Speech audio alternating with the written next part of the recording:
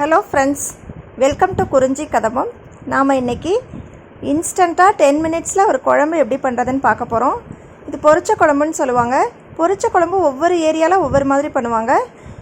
கொங்குநாடு ரீஜியனில் இந்த மாதிரி பண்ணுவாங்க. பொரிச்ச குழம்பு ரொம்ப சூப்பராக இருக்கும். பேச்சுலர்ஸ்க்கெல்லாம் இது ரொம்ப ஒரு ஹேண்டியான ரெசிபின்னு கூட சொல்லலாம். இதுக்கு தேவையான பொருட்கள்: தேங்காய் 1/2 கப், பூண்டு பற்கள் 4, பட்டை 1 இன்ச் அளவு பட்டை, சோம்பு 1 டீஸ்பூன், கசகசா 1 டீஸ்பூன், மிளகாய்த்தூள் 1 டீஸ்பூன், மல்லித்தூள் 1 டேபிள் ஸ்பூன். இது எல்லாத்தையும் மிக்சியில் போட்டு முதல்ல ட்ரையாக அரைச்சிட்டு அதுக்கப்புறமா கொஞ்சமாக தண்ணி ஊற்றி மை போல் அரைச்சிக்க போகிறோம். மிளகாய்த்தூள் நான் 1 டீஸ்பூன் சொல்லியிருக்கேன். உங்கள் காரத்துக்கு தகுந்த மாதிரி நீங்கள் மிளகாய்த்தூளுடைய அளவை கூட்டியோ குறைச்சோ சேர்த்துக்கலாம். ஃபஸ்ட்டு மிக்சியில் போட்டுட்டு ட்ரையாக அரைச்சிக்கோங்க. எடுத்ததுமே தண்ணி ஊற்றினீங்கன்னா தேங்காய் அரைப்படாது. துருவலாக போட்டிங்கன்னா நீங்கள் தண்ணி ஊற்றி கூட அரைச்சிக்கலாம். ஸோ இந்த மாதிரி குறப்பாக அரைச்சதுக்கப்புறமா கொஞ்சமாக தண்ணி சேர்த்து மை போல் அரைச்சிக்கிறோம்.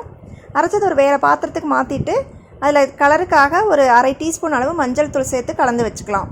இப்போ கடாயை காய வச்சுட்டு அதில் 2 டீஸ்பூன் நல்லெண்ணெய், இல்லைன்னா நீங்கள் ஏதாவது குக்கிங் ஆயில் யூஸ் பண்ணிக்கலாம்.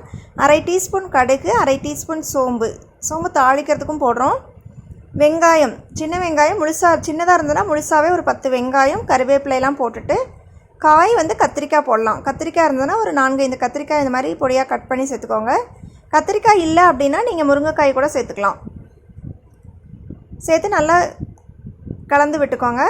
கொஞ்சம் வதங்கினதுக்கப்புறமா ஒரே ஒரு தக்காளியும் சேர்த்து நல்லா வதக்கிக்கணும். கொஞ்சம் மூடி போட்டு வதக்குனிங்கன்னா நல்லா வதங்கிடும்.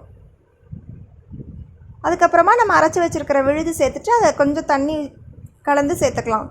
இப்போ தான் கொதித்து வரும்போது திக்காக வரும். விழுதே திக்காக சேர்த்திங்கன்னா குழம்பு சீக்கிரமாக அடியில் பிடிக்க ஆரம்பிச்சிடும். ஸோ தேவையான அளவு உப்பு போட்டுட்டு மூடி வச்சுருங்க. ஒரு 7 மினிட்ஸ் அந்த மாதிரி ஆச்சுன்னா பார்த்திங்கன்னா குழம்பு நல்லா திக்காயிரும். இது தோசைக்கு ரொம்ப சூப்பராக இருக்கும், இட்லிக்கு கூட நல்லாயிருக்கும், சாதத்துக்கும் ரொம்ப சூப்பராக இருந்துச்சு.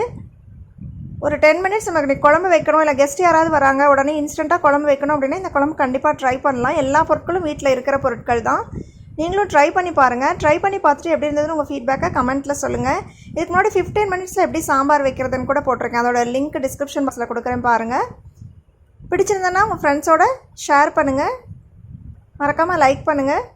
இது வரைக்கும் நம்ம சேனலுக்கு சப்ஸ்கிரைப் பண்ணலைன்னா சப்ஸ்கிரைப் பண்ணுங்கள். தேங்க்ஸ் ஃபார் வாட்சிங். வாழ்க வளமுடன்.